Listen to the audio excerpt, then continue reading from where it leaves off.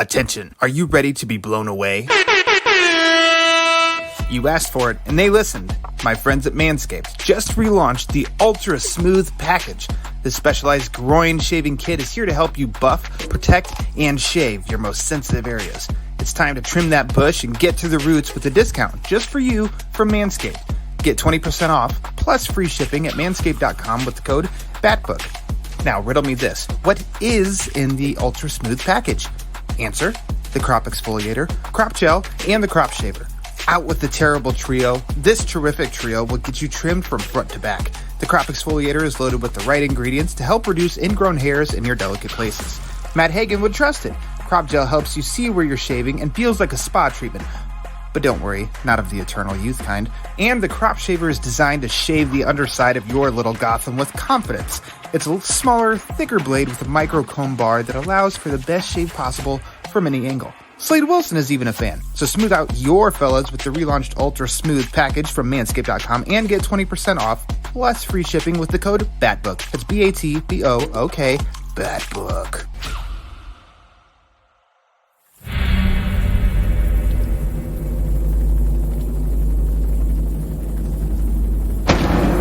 All it takes is one bad day.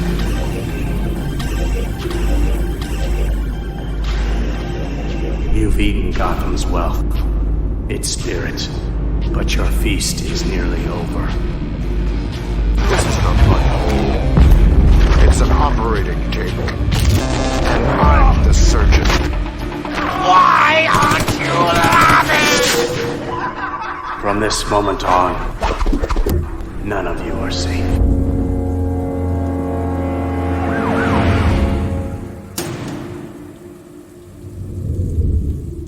Welcome to the Batman Book Club, a podcast exploring the Dark Knight Library. I'm your host, Ryan Lauer.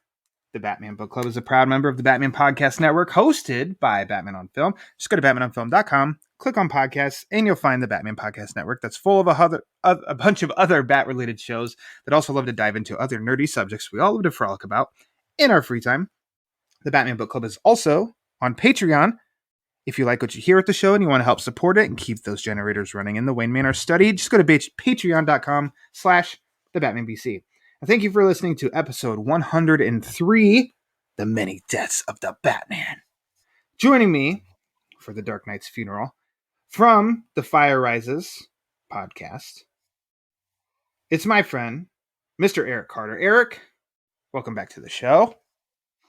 Thank you, sir. Yes. Many funerals of the Batman, apparently. Many funerals. That was a proposed sequel to this story that never came to fruition, which is just too bad. Jim Aparo said, "No, that's too sad. We can't. That's too much. I've already killed Batman enough. I don't want to keep going on with this. I think it's gonna be a different, but just as enjoyable of an episode this time as last time, because you actually were on just a couple months ago for one of my firsts of talking about a book that I don't really like in Batman Last Night on Earth. Mm-hmm. That was a good time, though. I was wondering about that because last time I was hoping that this time would be quite different, since last time was a book that you didn't like, and now I think this one's a much breezier read. Mm-hmm. I don't know. I feel like you would enjoy this one more than you would Last Night on Earth. So I'm curious to see what you think about this one. I haven't tipped my hat in any way yet, have I? But you haven't. That one was a lot of fun. For that sake of, we proved the internet wrong because we were both on different sides of a topic, and we entered and left the discussion as friends. So yeah, how does that happen? I don't know. It was an anomaly. So that was a lot of fun. If you haven't listened to that episode, if you do like the book, if you don't like the book, if you haven't read the book, I suggest you read the book first. But go back and listen to that episode. I can't remember which. It was 90s. It was in February, I'm pretty sure. But yeah, track that down. That was a good talk with Eric here. Now, before we dive into the Many Deaths of the Batman, I want to ask you, what Batman have you been reading lately? Quite a bit actually, because as you mentioned, I do have my own podcast, and Mm-hmm. we talk about a lot of Batman stuff there. And so yeah, we've been doing quite a bit of anniversaries and stuff like that here recently, and we just did the Court of Owls not long ago. Mm-hmm. So I read the Court of Owls for the second time this year. So it's my Ryan Lauer's Long Halloween. So Yeah. I You read can that book quite recite often. it from beginning to end now. Just about, yeah.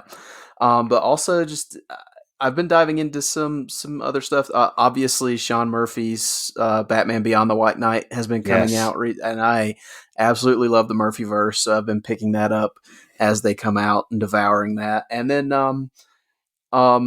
the Batman. Oh God, what are they? The Batman Adventures on DC Universe Infinite, the tie-in to the animated show. Oh, holy crap. It's like a long title. Batman The Adventures Continue, Season No, 2 or not the new something. ones, not the old ones, because Oh, of the the old.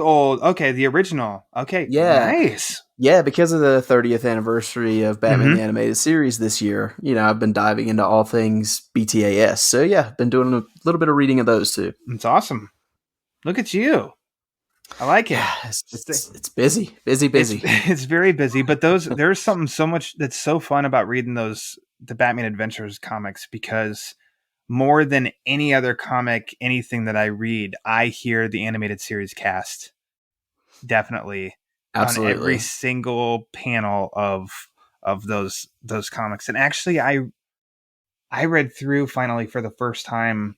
Might have been during the pandemic.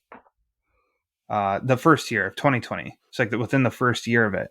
I think for the first time ever, I'd read through that whole run, and I just, oh my gosh, I loved it. Yeah, it's really good stuff. It's actually surprising. Like my co-host on my show, Joe, and I have talked about some of the episodes. You're just Oh, like, Joe Fornerado, that sneaky yeah. devil.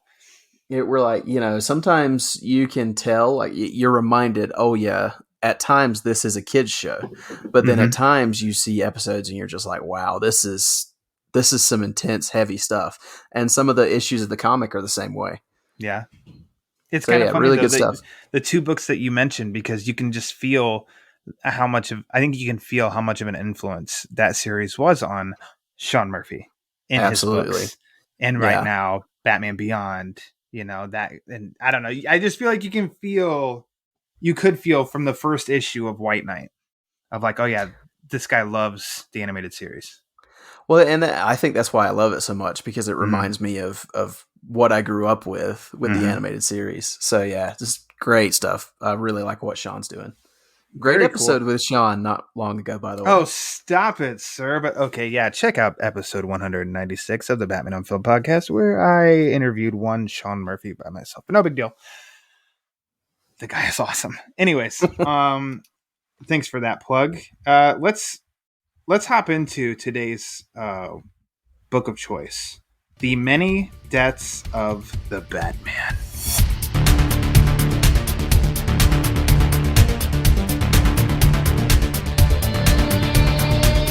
This was originally released in 1989. It covers Batman issues 433, 434, and 435, written by John Byrne, illustrated by Jim Aparo, or Jim Aparo. I have heard pronunciations of both. Is it a Rest in Ra's peace. al Ghul, Ra's al Ghul situation? Yeah. It was released, physical issues. I looked it up. It was actually released in a trade. Just those 3 issues. It's recently been released in the Batman Caped Crusader Volume 2 trade paperback series. It's available on DC Universe Infinite, if you will, unavailable digitally to buy. I think on comics, was it Comixology that I couldn't find like 433? I don't know. I was looking. I was having trouble actually finding it. So it threw me off. And it's through the Capes Crusader volume. I can check that out on my favorite app of all time, Hoopla. But yeah, this isn't one that's, there isn't a collection of the many deaths of the Batman released. But as for you, Eric, what versions did you read for this episode? Well, I have the old trusty Peter Vera floppies that I read for this story. And yeah, I looked it up on DCUI and read a few pages, and I was like, this for a book this old and just I don't know, that Jim Aparo art. I just wanted to read it on paper, so I pulled out the long boxes and pulled out these 3 issues and reread it because it's actually I read it not long ago. I think I told you about this. So there's a particular reason when we get to the next question why I chose this story, but yeah, I've read it a couple of times recently. Okay. There's a movie in the 90s released called Point Break. There was an actor in that movie named Gary Busey, and I believe his most famous line was, "Utah, give me 2." Oh, because nice. I also went to the long box and grabbed my floppies. So this episode is dedicated to the newly turned 36-year-old Peter Arvera. We grabbed some floppies for UP, and those are the versions that we're reading of the many deaths of the Batman. Now, Eric, do you remember when you first read this story? I do. A couple months ago. That was the first time. It was the first time. It was okay. I'm trying to remember now. Maybe March of this year. Okay. 2022. If you're listening in the future. Yeah, that was a good Bat month, March 2022.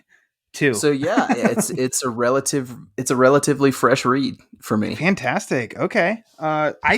So I have mentioned, I don't know how many times throughout these 103 episodes of the Batman Book Club, I can't believe 103, of the famous stack of comics I received as a youngster. That was like 433 up through like 465. And then I Detective, I forget the number of the run there, but I distinctly remember Batman. But I don't remember reading this until probably mid to late 90s.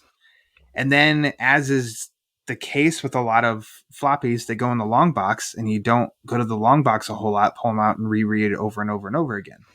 So this is one by the cover of 433. Like, I don't remember 34 and 35's covers that well. I definitely remember 433's cover for some reason. Probably because in that stack, this was at the top. So my OCD had them in sequential order, so that was always on top. But yeah, it had to be mid to late 90s. So almost a decade after it had been out was the first time that I read it. And now the highly anticipated question: why did you choose The Many Deaths of the Batman? So the reason I picked these up, because I've not had these in my long box for a very long time, like you have, Ryan. But the reason that I originally picked these up, and I'm going to get, I feel terrible. I can't remember where the tweet originated, but someone not very long ago, right before I bought these books, had posted on Twitter something about, what Batman comic came out the month you were born. Oh, yeah. And Batman number 434 is the main Batman book that came out in June of 1989. And I was born June 1st of 1989. So I was like, that's a really cool idea. So I looked it up, found out it was part of a 3-part story. And I was like, well, that's a Batman story that I have not read. So I jumped on eBay and got 3 very nice copies for very reasonable prices. And turns out I really, really like this story. So I was like, hey, why not? So it's my birthday Bat book, Ryan. That I'm very proud of you. Very proud of you, youngster. Yes. June 1989. What a month. In the history of nerddom that was too. It was like it was meant to be. I am a Batman baby. Can I ask what day? The 1st. Tell everyone when your birthday is. All right, June 1st, everybody. Okay. And then 3 weeks later, your parents took you to the theater to see Batman. I don't know if that's true or not. You don't know? I don't know. The first no images clue. in my head I ever remember for some reason was Batman spreading his wings and flying. Well, very cool. I think I tracked down when that was, because that was making the rounds on Twitter, and I think I did mine of November of '86, and I can't remember which comic. Which by the end of this recording I'll be able to tell you because I'm going to Google it. Thanks, Google. Actually, I'll do it right now. In 1986, let's see, which issue? I remember you posting. Mm-hmm. Okay. Looks like this is Batman 401. Oh no, that says January. I don't know. Because it says Batman 401, which is her name is Magpie. One could only hope that your birthday issue is Magpie, but I don't know if that's the case, but that's something I'll figure out. What are the chances, right? Now, that would explain my hairdo for the first decade of my life. And fishnet bottoms. Oh, wow. Well, I was about to say I was about to say we need to see pictures, but then maybe not so much. Maybe not, yeah, not so much. Hey, how come the Batman book club got canceled? Well, Ryan put on his fishnet stock. But sure enough, yeah, it says the cover date, it says November 1986, the Magpie issue. Awesome. Very nice.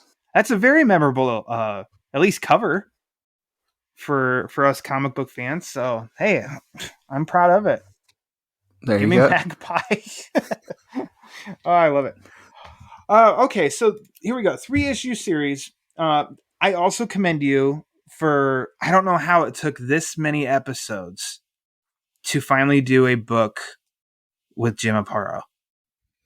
Is this the first? This is the first. Yeah. Wow. Yeah. I'm honored. Yeah. Yeah. You had no idea. No, I didn't. Like I'm sitting here, I was going through the list. I was thinking about it the other day, and I'm like, I swear that I haven't done an Aparo because I'd have made a big deal about it because he is one of the greatest, one of the greatest comic book artists of all time, but definitely one of Batman's, like, I don't know who wouldn't have him in a top 5 Batman artist list. And Jay Yaw is the winner of this year's Batman Book Club Bracket Challenge for greatest Batman writer. He's already sweating about next year's, which is going to be the greatest Batman artist. Because, Aparo, Jim Lee, Greg Capullo, Lee Bermejo, Norm Brayfogle, Neil Adams, R.I.P. Like, oh my right gosh. there. Yeah, you're going to have to vote and narrow it down from there. He's already sweating it, but with good reason, because this was, as much as I always talked about, my current favorite artist is definitely Lee Bermejo. And which, check out episode 100 where I got to bring Lee Bermejo on to talk. And then it was great. I never knew this until he told me that he got to meet Norm Brayfogle, who non-living favorite Batman artist is Norm Brayfogle. So you ask me my favorite, and I'm like, I can't decide between Bermejo and Brayfogle. Well, Brayfogle was very impressionable because it was like the stack of comics that I got and I'd look at Norm Brayfogle and then see Aparo's art. And I would constantly go back and forth. I just love both versions. And so I was really excited that you picked this for that reason. And then John Byrne, the man's a legend in his own right as well. Read his Superman stuff, which I'm actually currently rereading because I don't know who it was that was talking about it. It might have been Garrett and Pete were talking about John Byrne's Superman, and I'm like, yeah, I need to go ahead and reread that. So, anyways, The Many Deaths of the Batman. Let's talk about it. Let's do it. I love opening this and smelling old floppies. Yeah. Like, it's a great smell. It's kind of unique. This is a 33-year-old comic book that's been in a long box for most of its life. It is not 33 years old yet, Ryan Lauer. 32 and almost. Well, this one says May of '89. Oh yeah, I guess this issue. So the first one The Yeah. first 433 is, but yes, I stand corrected on the other stuff. And that's just because I'm not 33 quite yet. So that's why. It's so close. You're a few weeks away. But Yeah. I mean, it's been a while since I've gotten to dig into an old issue and stick around the next episode, because I will get to dip even further back into an issue. But I mean, it is so, and this is why Pete will always push for floppies over digital, because I love opening and seeing like the promotion for the Lex Luthor unauthorized biography book that's in here. You get to the old, like, Bubble Bobble for the regular Nintendo. Mm-hmm. Like, that's nostalgic. Like, I played the hell out of that game growing up. And then I think it's in the other issues. It's Mario and Zelda, like cereal and stuff like that. And it was a blast to see. Well, I mean, you've got the cutting edge of football games. You've got John Elway's quarterback in here as well. Yeah. Oh my gosh. I don't know. Like, so eventually we're going to end up talking about this Batman story, but it's just all this other stuff is fun. I read some of the letters and, the From the Den, Denny O'Neil answering questions and stuff in the back. It's a blast. This is the kind of stuff that I wish they would have included in the DCU Infinite readings.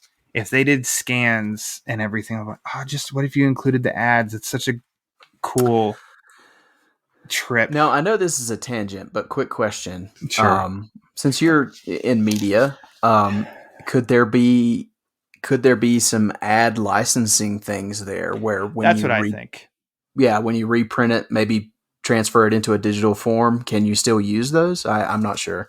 I'm not sure either, because in for my work and some of the old shows that we screen and watch, some of them do have commercials attached with them from the time period as well. And that's awesome for seeing, products. And then you see like TV showed ads, movie ads, and like stuff from the time. It's just an awesome time capsule. So I'm always like, leave those in there if you can. Cause it's just, I don't know. It's just fun. Even though some stuff is before your time, it's still, I don't know. It's still cool. And then for me, I open the page to see Bubble Bobble and I'm like, oh my gosh, I remember Bubble Bobble. It was incredible. But let's dive into the actual story itself. I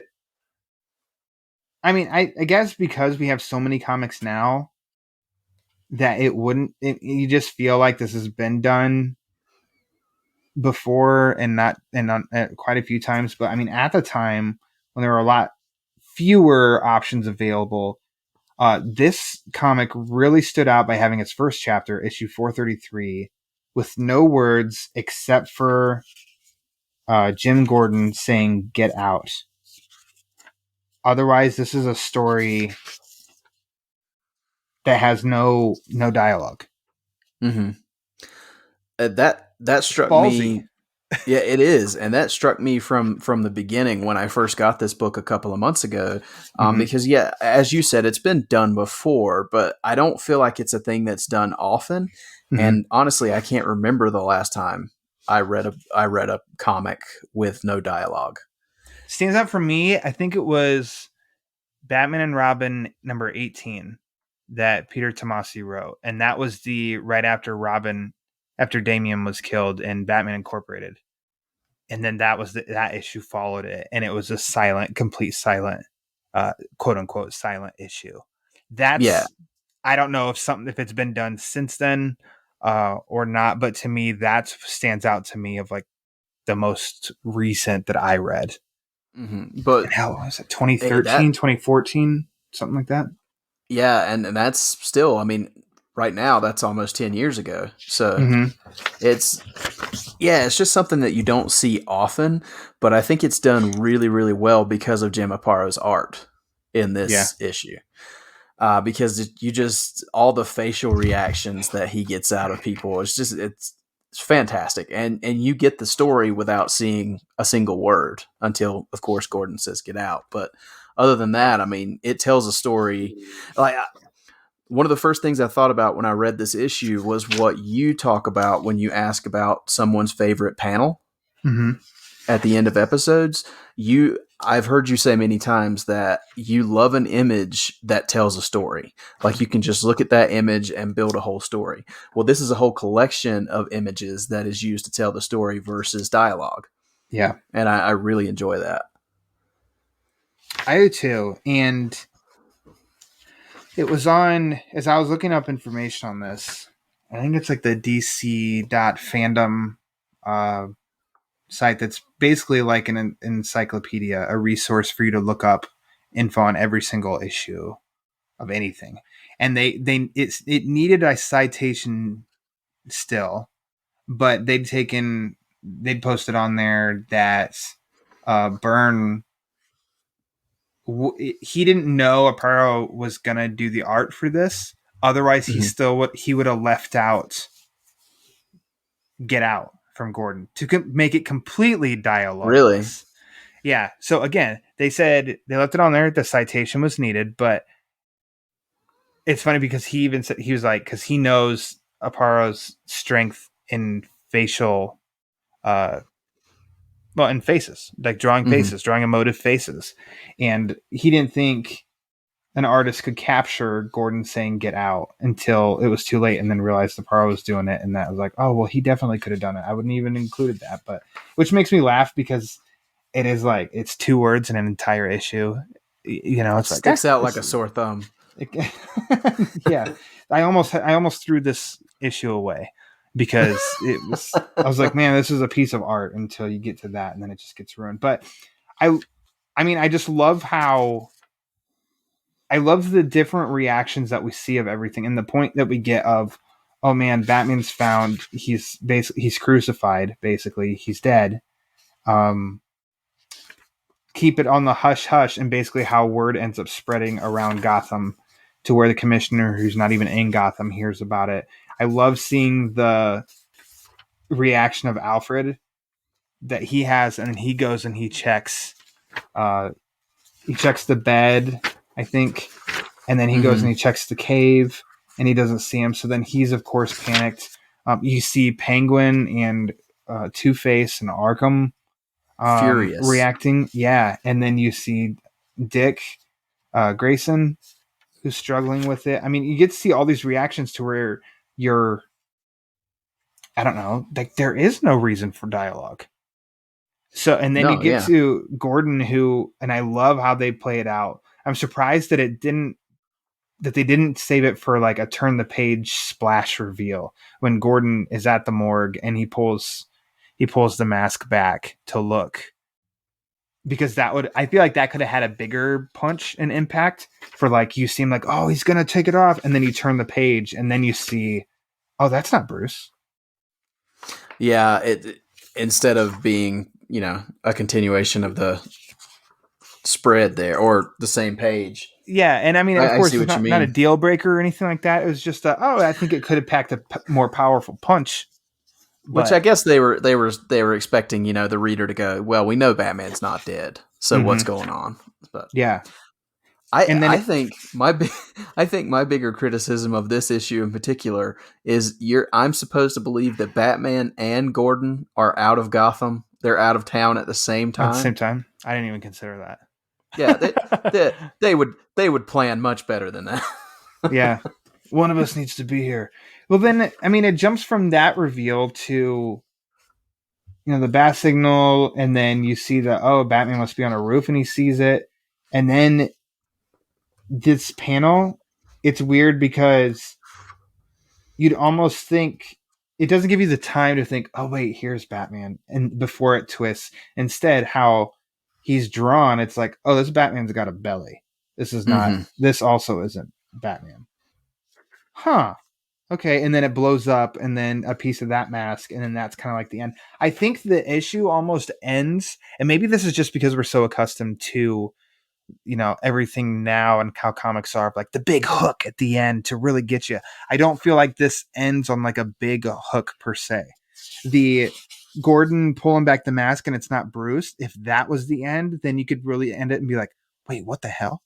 Or you see when you turn that page and you see just from the backside of Batman looking up at the signal, if that was the last page, and then it's the end or something like that, I feel like that would be like a bigger hook. Instead, I think it almost ends of like, oh, well, that's not Batman, and that blew up.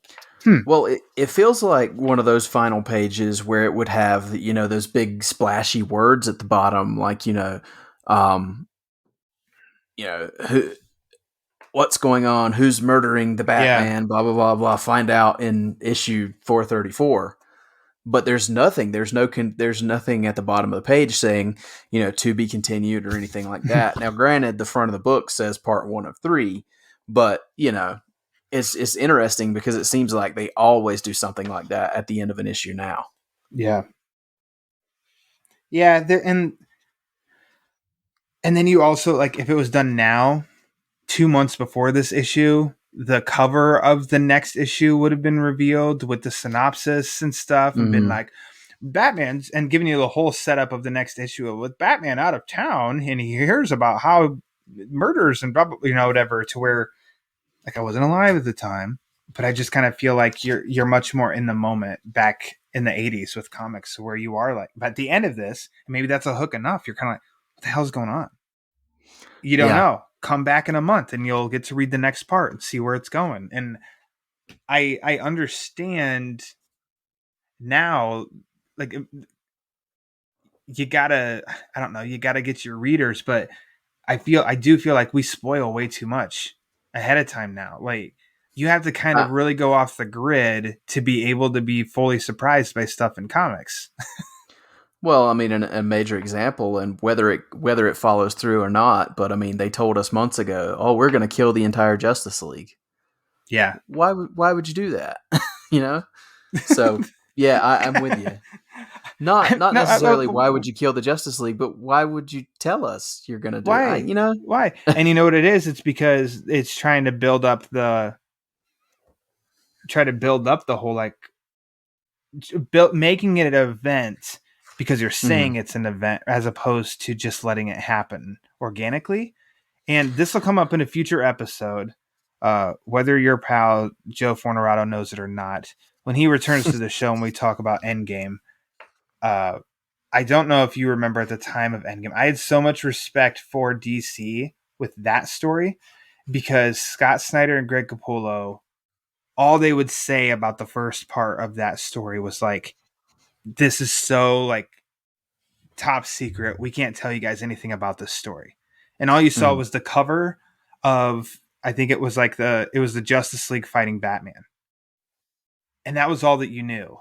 Like, you knew nothing about the story. And then by the end of that first issue, you turn that page and it's Superman Jokerized. And I was just like, God damn, that, like, I want more of that. I didn't see this coming. This wasn't ruined ahead of time. We weren't seeing what's coming next at all. We got to experience it live, and I really missed that, which is why I think that a lot of these, like, mini series and stuff now can be much more powerful than the monthly books, because they're letting you just experience it instead of knowing what's going to happen before you even read the first part. So that's my little tangent. Yeah, I agree with you. I think in some cases it's just that, unfortunately, comics don't sell like they once did across the board, and they, marketing major events is the business model now. So yeah, which is too bad. It is. It's BS, but whatever. Keep comics alive. Exactly. Absolutely. The cover to 434 is pretty great. If you stumbled across that in a comic shop, you'd really wonder what the hell's going on. Yeah, and this is the cover that, obviously, this is my birthday cover. So this is the one that initially attracted me to the book. And when I found Eric it, I was like, to Batman? He was born the month that Batman 89 took over the world, and a comic book where there were 5 Batmen dead. Yeah. All right. I mean, that's a pretty intriguing cover, isn't it? I mean, it is. I would definitely be interested. And I kind of, like, I don't know. That's a great cover. And then the story opens. Well, oh my gosh. Okay. Well, first on the left side, when you open it, is an advertisement for Nintendo and Nintendo games and stuff. And holy crap, awesome. Yep. But on the second page, I forget. Maybe it's a recent documentary on Netflix. I think it kind of talks about like movie tropes or Hollywood tropes or something like that. And it's like, hey, what do you do to let everybody know that you're in Paris? Make sure you put that Eiffel Tower in somewhere, no matter where they're at. And that top page, there's You the Eiffel immediately have Tower. the Eiffel Tower. You turn the page. And he's chasing Moon Knight. Yes. Yeah, you turn the page and I see the Eiffel Tower there too. It's like, okay, so he's in France. Now, we know this character looked familiar. Moon Knight wannabe. Yeah, I have no idea who it is. Okay. But I swear that I've seen a hooded figure like that in DC lore. And no clue, though. And I didn't look. I think that DC fandom site even, it said chasing someone in a small town. They didn't even pick up on the Eiffel Tower. Pfft, come on. Well, I mean, where's the credibility there? I know. But I wondered how far this one was going to fall, because like I said, I haven't read this story in a long time. I wondered how long. Oh, is this also dialogue free? No, it's not. So I thought the same thing, because about 5 or 6 pages in, then you start getting a ton of dialogue. But for the first several pages, I thought the same thing. I was like, is this whole 3-part story going to be just dialogue free? Which would have been a pretty interesting concept. But no, it's not the case. No. I think it's a really cool transition, though, of Batman tackling Moon Knight into the water. You turn the page, and then it seems like they get and then Batman's body to where you don't realize. Oh, you turn the page again, and they're in Gotham. Oh, okay, they're in Gotham now. They're not in. Wait, Batman swam across the Atlantic? What? But then you see, oh yeah, there's a lot of dialogue coming in. So we're getting a lot more information now of what's going on, in which the bodies are gathering. At this point, there's four people have died, been murdered, dressed in the Batman suit. You're still not understanding what exactly is going on. And then we add to it with a famous, I don't know, Mr. Allison. I don't know. I forget. The finest. I don't know what his profession is, but he's very, very famous. He's going to gym. Basically, he's getting set up too. He was invited to go to this gym for like a promotional thing, except the owner of the gym.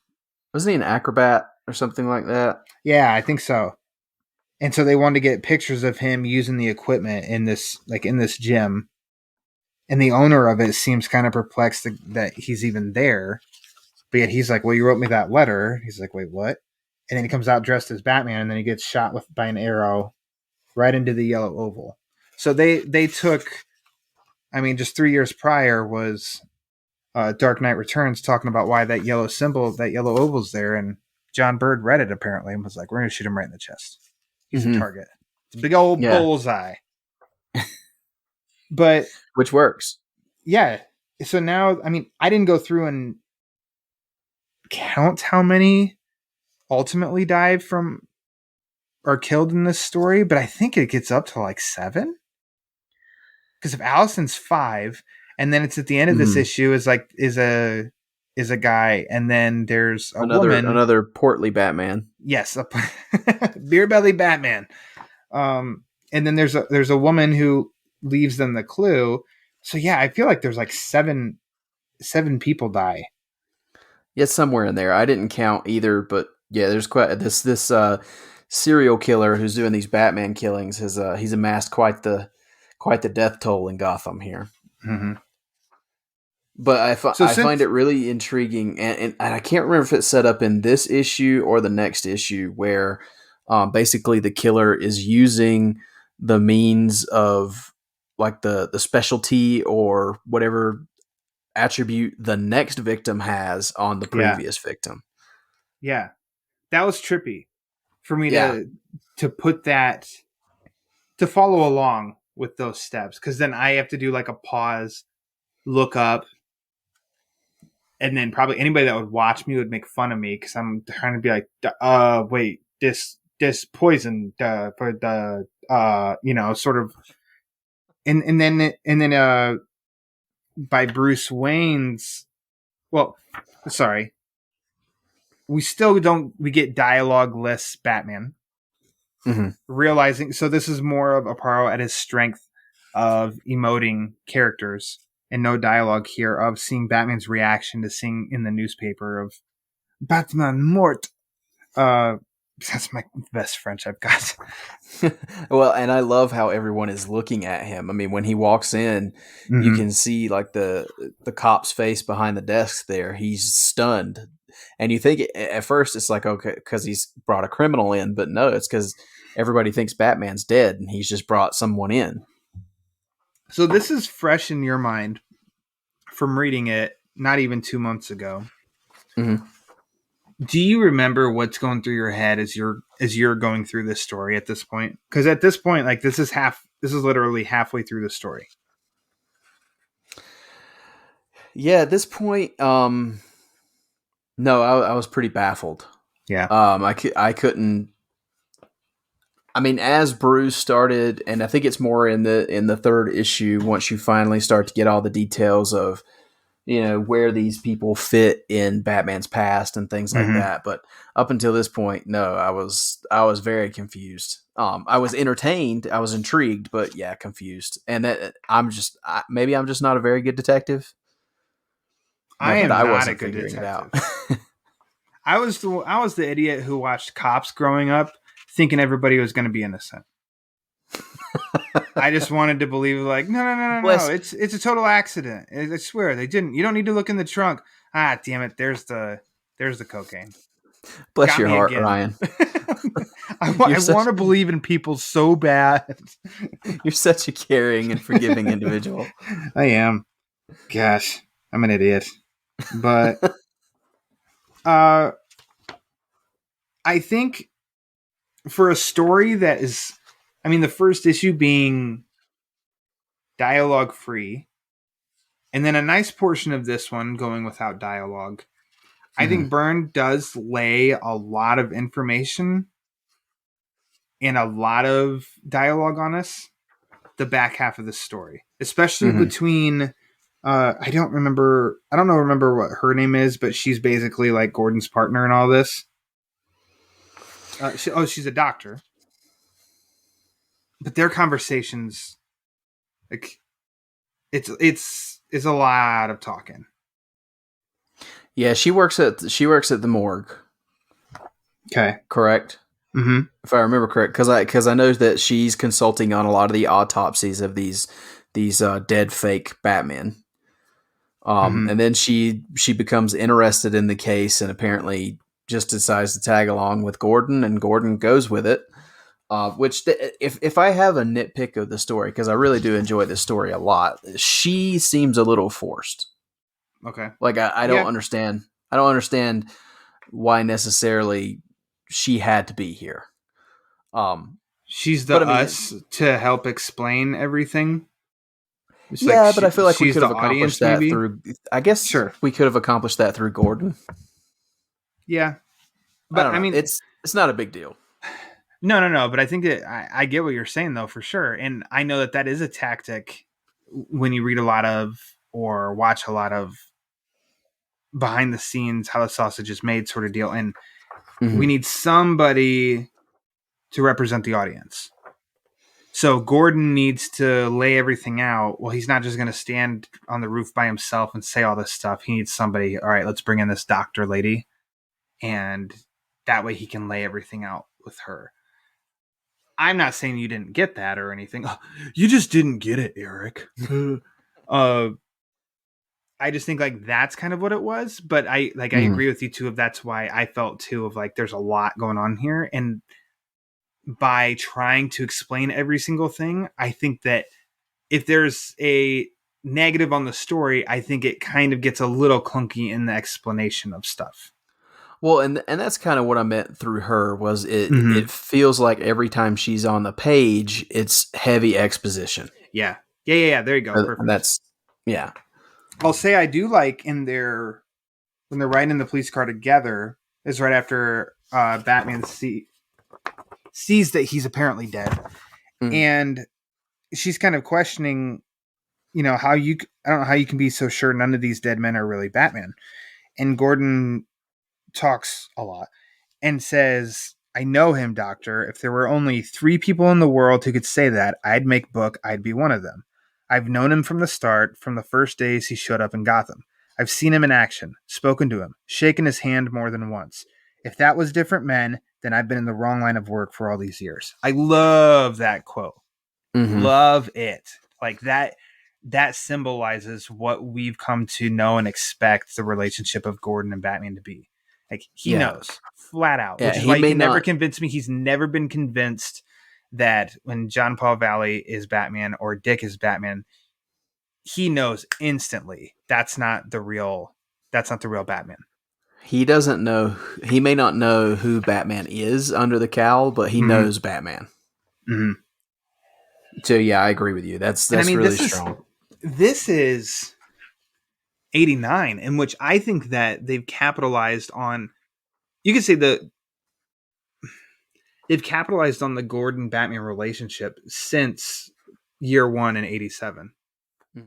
I think prior to that, I wouldn't say that they never had prior to that, but I think you take the first 50 years and then the past 30 years, and they've capitalized on it the past 30 years a lot more than the first 50 on doing the Gordon and Batman are partners and memorable stories where they work together and stuff. So I think that's a really great job done in 89 of showing this, of that part, because it means a lot more now, even because I grew up with them being full on partners, almost every kind of issue or every story, Batman story. So I don't know. Overall, I really love that quote. I think it means a lot. It represents a lot just in one panel.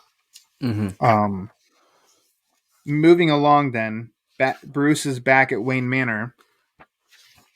This Aparo's Bruce Wayne is my comic book Bruce Wayne face. Okay. Something about, if you'd say like, what does he look like to you? This would be one of the first images I would describe. Not this issue, perhaps, but maybe Aparo drawing Bruce Wayne. That was just such a that's ingrained in my memory. Yeah, I mean,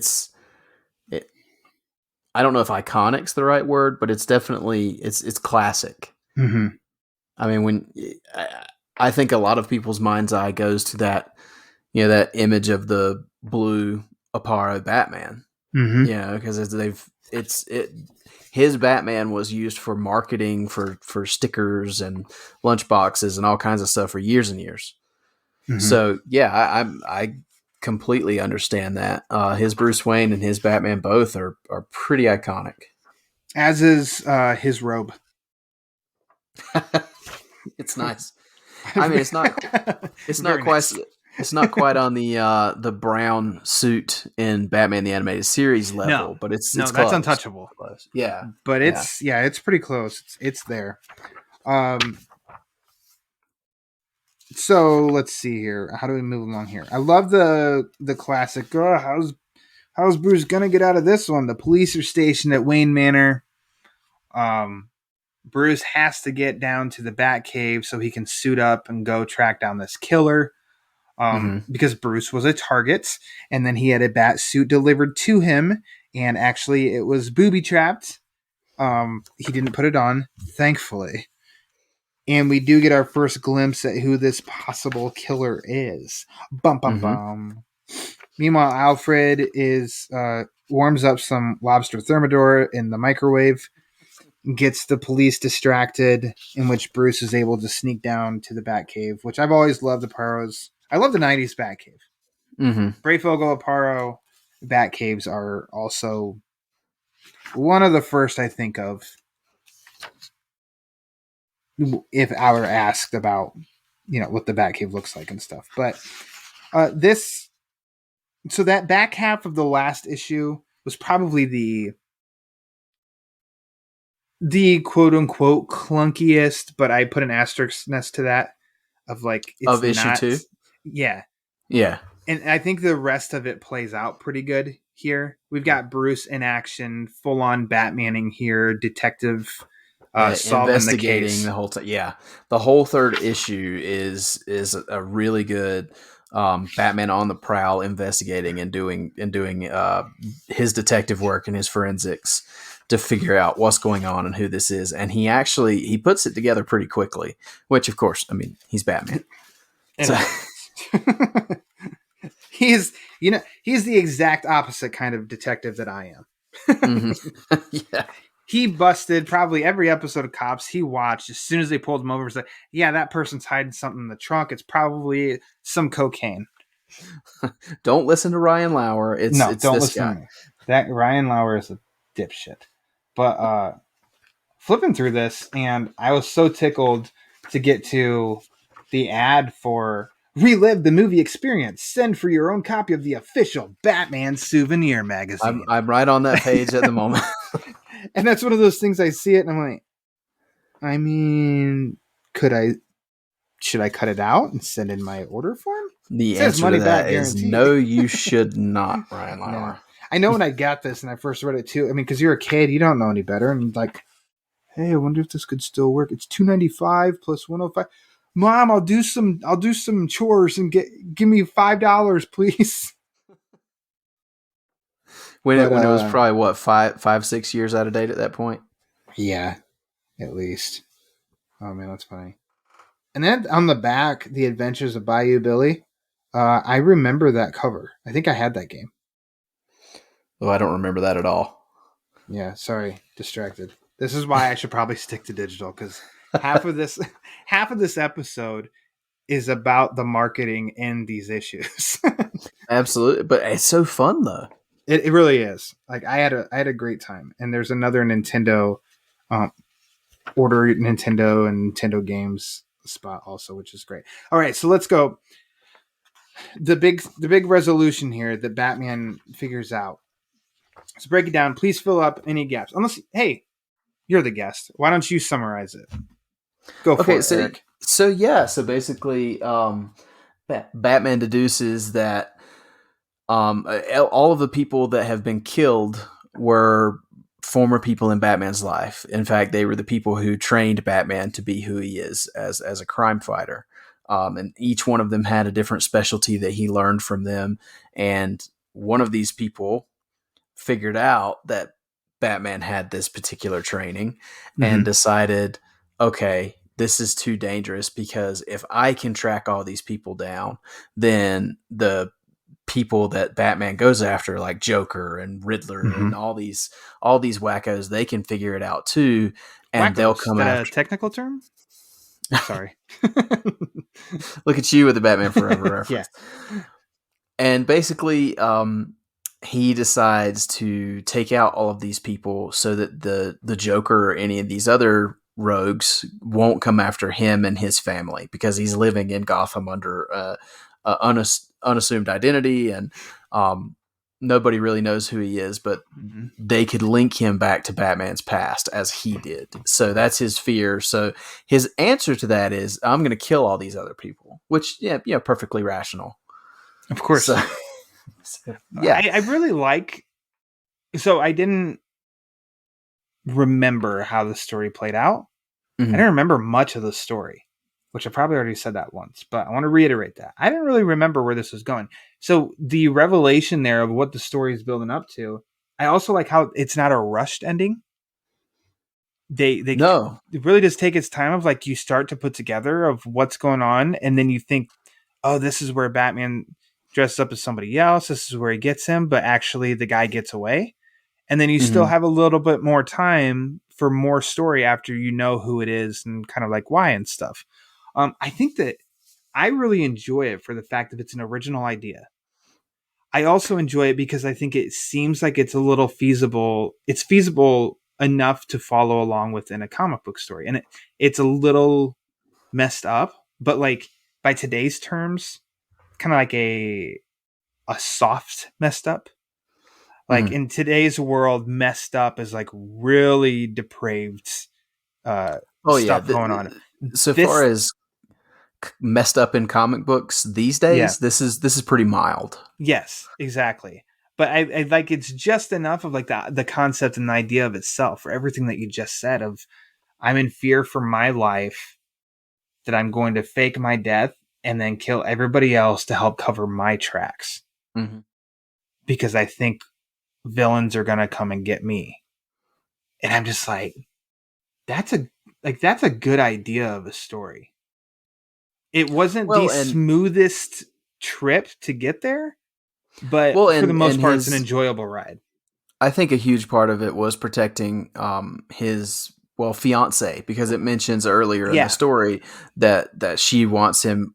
He's like working with chemicals in the basement, and she wants him to stop doing that kind of stuff. And he says, that's my plan. When we marry, this is all going to be behind me. So that's what, I mean, ultimately that's what he's trying to do, is protect his wife, or his wife to be. Yeah. And it ends on such a somber note too. And that last panel of where she's sitting, Batman says that he has to go tell, what's he say? Now, if you'll excuse me, I have to go and tell another young woman some very sad news. And she's just sitting in a chair by herself. And it's like, oh, man. It's not a big celebration of, we got the bad guy. It's like, you got to go ruin her life. Huh. Yeah, it's and just that solitary image of her sitting in that chair there at the end. I mean, it's just, if you hadn't read the story and you just flipped to this page and looked at that, you wouldn't know, you would have no idea of what the context is there. But having read the story and understanding what she's about to go through, it's like, oh man, that sucks. Yeah, that's rough. And she had no idea what was going on, innocent in all this, and yet this is what you got to rock her with. Like, that's tough. Now, I didn't say a whole lot, but I mean, what can you say about Aparo's art for all three of these issues? Stellar, great, iconic, classic. What else you got? What other adjectives? Thesaurus.com. Gorgeous. There you go. Yeah, it's one beautiful mug of Bruce Wayne, I tell you, and a great robe. I love that I've never heard anybody focus solely on like the Bruce Wayne, like someone's art of Bruce Wayne. So I appreciate that. It's that blue hair and that good cheekbones, good jawline, great jawline, and then that robe. Big fan of that robe. I don't have a robe of my own because I'm waiting to find one exactly like this, a replica, and it will be mine. But I mean, there's just, I don't know. There's something so comforting, and I know it's the era of when I grew up and was first introduced to comics. There's something very comforting about this time period art. Mm-hmm. Something very comforting of Jim Aparo and Norm Breyfogle art. I'd say Breyfogle's is almost a little bit more. It's sharp in the sense of what do you want to say? It's got a style to it, the way that Batman, like, he draws angles and like comes to a point a lot in some stuff, and like an edge. I think Breyfogle's got an edge. Aparo just does a very comfortable and soothing 80s Wayne Manor, 80s Bruce Wayne, like all that stuff. I love the world of Jim Aparo. Yeah, I'm with you. So I'm not gonna be dishonest and claim it's my favorite version of Batman or anything like that, because it's not. But I absolutely appreciate it. It's like a time capsule. Yeah. Because it honestly, like, my earliest memories of reading comics was my grandfather had boxes and boxes and boxes of comics, which he wasn't like a collector like we are. He didn't have them bagged and boarded. He read them, and read them often. and they were just in boxes. So when I was a little kid, I would go read them all the time when I was visiting my grandparents. What were some of the oldest ones? Oh, like he had really old Conan titles. Wow, nice. I can't remember. A lot of it was old Marvel, really old Iron Man and Hulk and stuff like that. So probably worth a fortune now, and Sure. they were never in great shape. So, Gotcha. But yeah, I remember the books looking like this.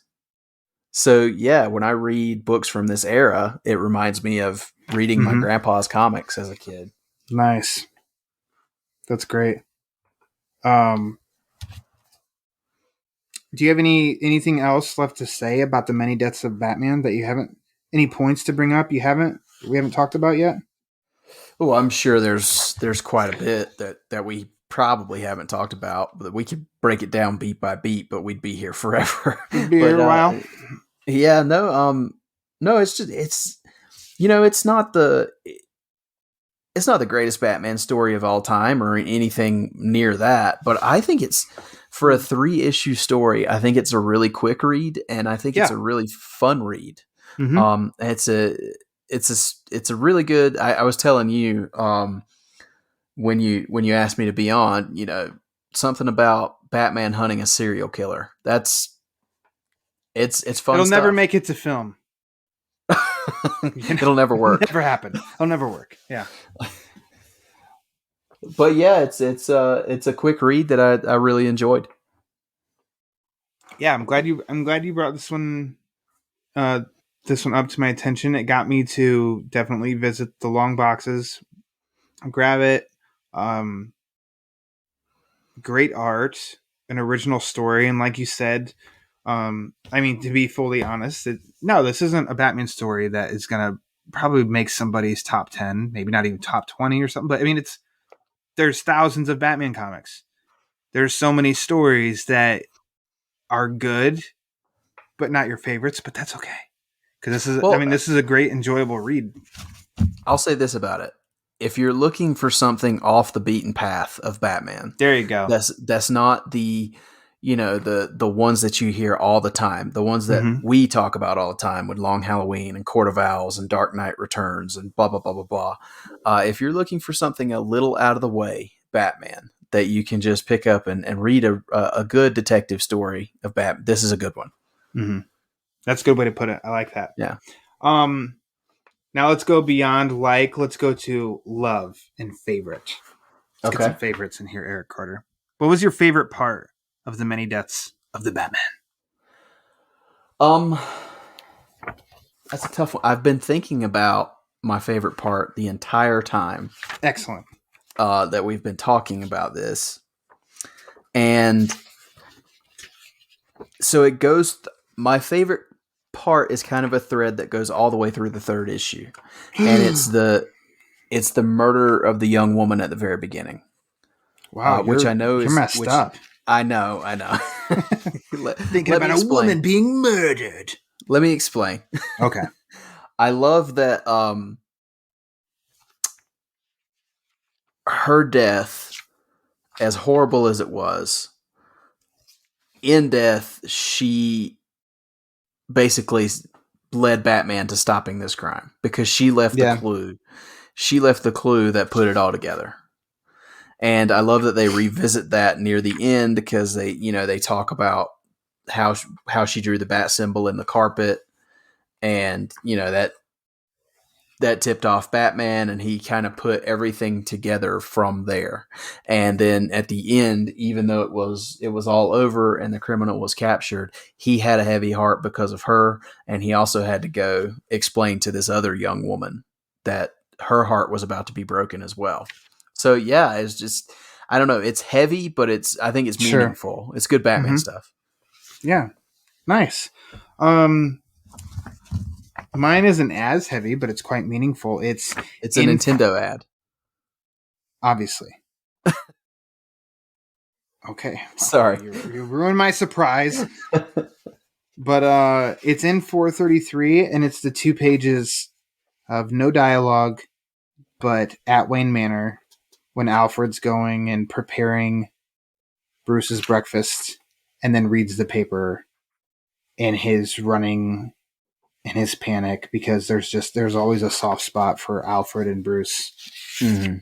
And That's a great choice. It's just, I don't know, perfectly illustrated by one of the masters. Gets the point across without saying anything, which I know that's the whole point of that whole issue, but I don't know. It's Alfred that's involved here, and I just think that's you could insert that in a lot of stories, and it would have the same kind of impact, and you know what's going on and what Alfred's feeling. Mm-hmm.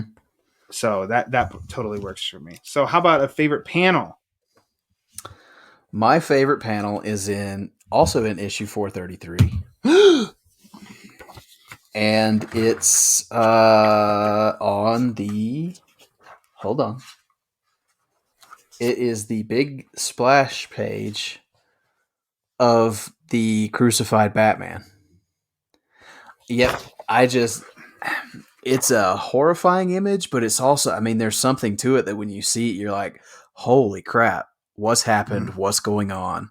And this is one of those, I'm intrigued by the story they're telling right here, because if you look at this Batman, it's not like the Batman we see later that's all portly with the beer belly like you were talking about. I mean, this guy, if just looking at this when you first open the book, this could be Batman.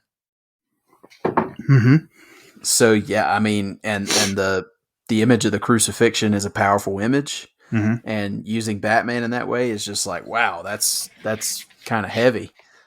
So yeah, that was the most striking image of the entire story for me. There's a movie in the 90s called Point Break, and in it was Gary Busey, and I think his most famous line in that was, "Utah, give me 2." Because I agree with you that is the most striking image to me. That's presented in front of me without context. My mind would go bananas of what the hell's going on.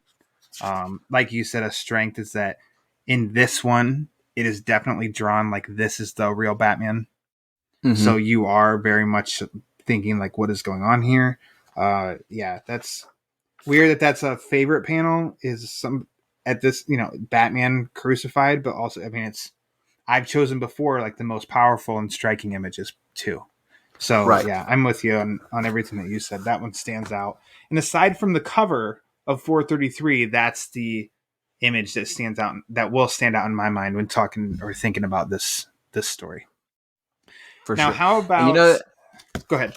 Just real quick. That's the first time that you and I have had the same panel or part. Is it? Yeah, we've never agreed on the panel part before. The power of Aparo. Aparo there power. You go. I don't know. Name it what you want. One of those two, though. How about? Would you like to see it adapted in animation? Yeah. So I think this would be like if Batman the Animated Series was still around. Mm-hmm. I think this would be an awesome 2-parter. True, yeah. Because it's sort of like how they did the Demon's Quest adapting, Neil Adams and Denny O'Neil. They did kind of a 3-issue story in 2 parts there. I think maybe with the new Bruce Timm Batman Caped Crusader, if we ever get that, I think this would be an awesome animated series episode.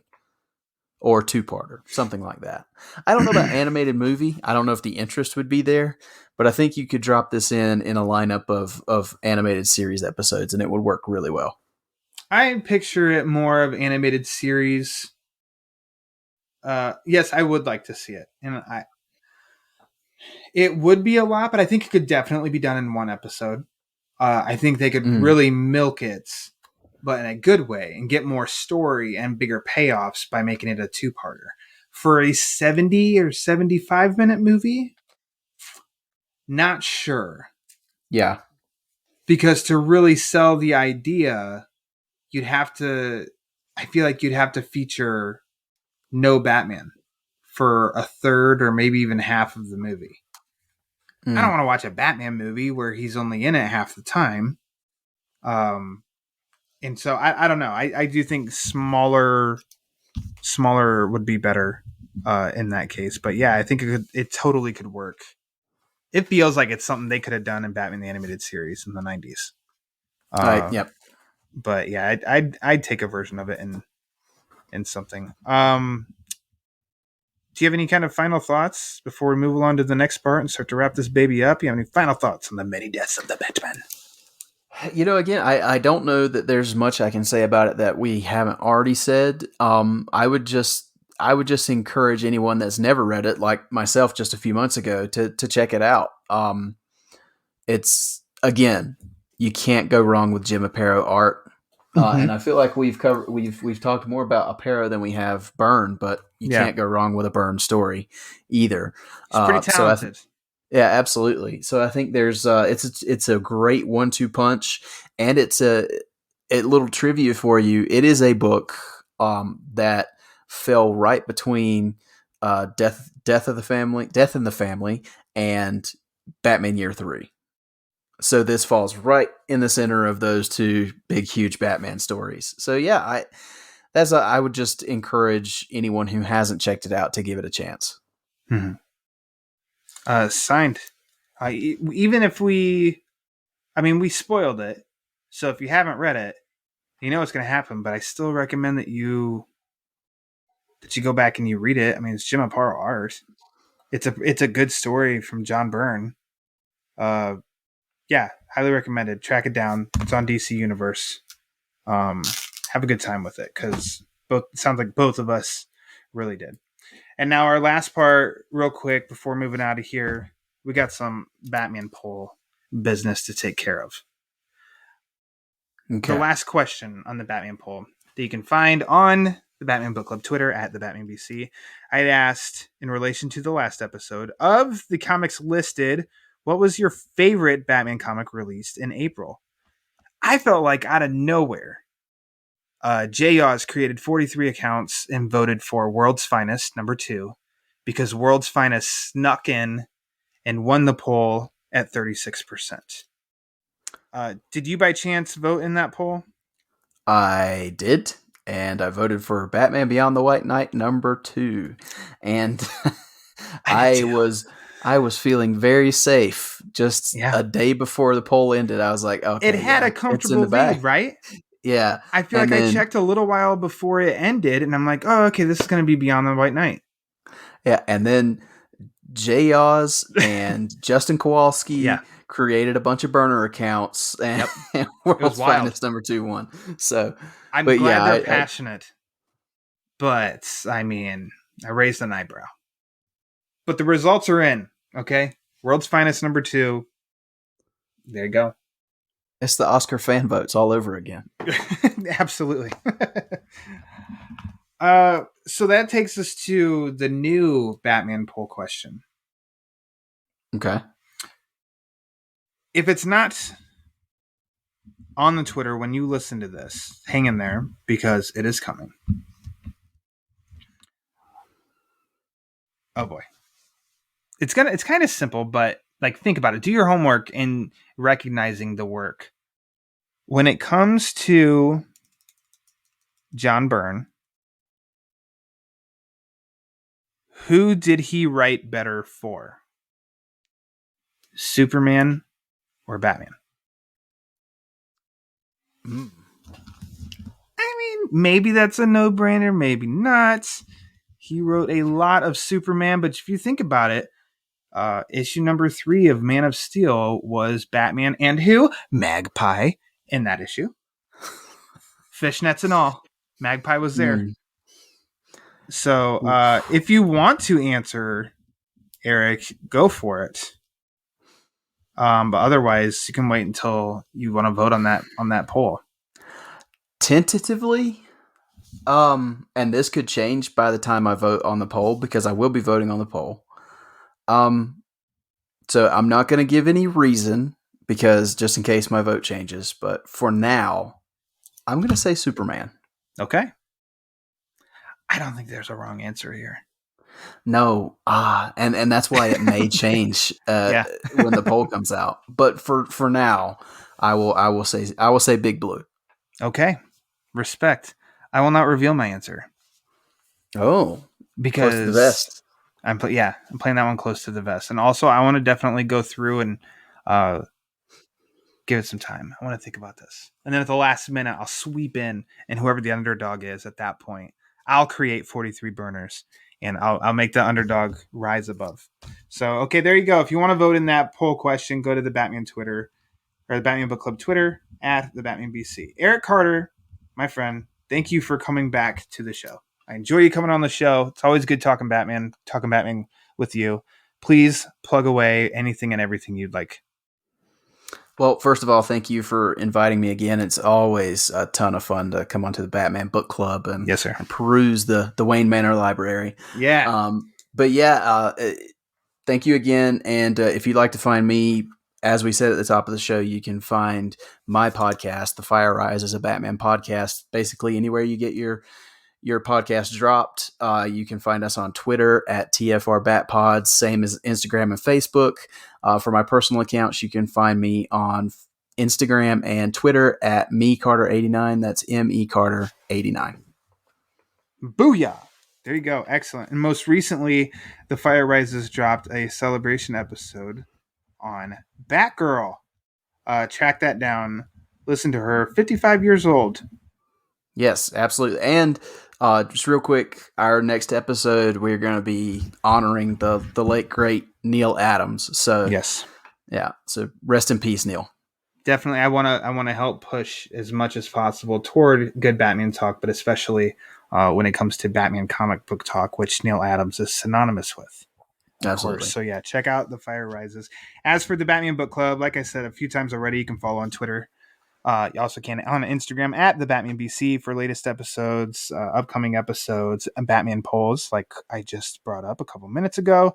You can follow the Batman Book Club YouTube channel. Some cool ideas are coming to that later this year. You can see the video version of my discussion with Liebermail on the air, also with some other people as well, like friend of the show Tim Sheridan and stuff. A lot of stuff on the YouTube channel. If you have questions or comments, you can write into the show at thebatmanbc@gmail.com. If you want to support the show, there's a variety of ways you can do that. Number one, patreon.com/thebatmanbc. Number two, support the show with some merchandise from TeePublic. Go to TeePublic, type in TBBC, like the Batman Book Club, and you will see the different options there. But if you want to support the show and you don't want to spend any money at all, that's 100% A-okay.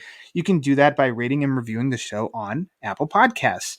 The link to that page is in the description of this episode. The more reviews the show gets, the more it helps spread the word. And as we all know, the word is panic. So, for Eric Carter, I am Ryan Lauer. And until next time, read more Batman comics.